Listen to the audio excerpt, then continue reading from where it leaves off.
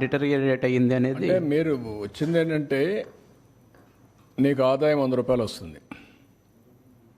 ఒకసారి ఏదో నువ్వు యాక్సిడెంట్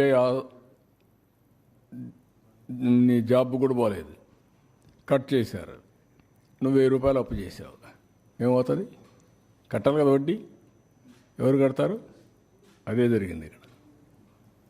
నీకు ఇబ్బంది వచ్చింది, నువ్వు ఖర్చులు తగ్గించుకోవాలి, తప్పదు. కానీ ఎక్కడో ఎవరన్నా దానం అన్న చేయాలి. రెండు చేయకపోతే ఎక్కడి నుంచి వస్తాయి డబ్బులు?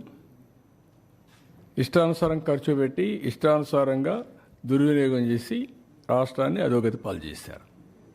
అందుకే మీరు చూపించింది నేను ఏ విధంగా ఎక్స్పెండిచర్ గ్రాడ్యువల్గా క్యాపిటల్ ఎక్స్పెండిచర్ తగ్గింది, ఆదాయం తగ్గిపోయింది, ఖర్చులు మాత్రం పెరిగాయి, అప్పులు పెరిగాయి, డెట్ సస్టైనబిలిటీ జీరోకి వచ్చేసాం.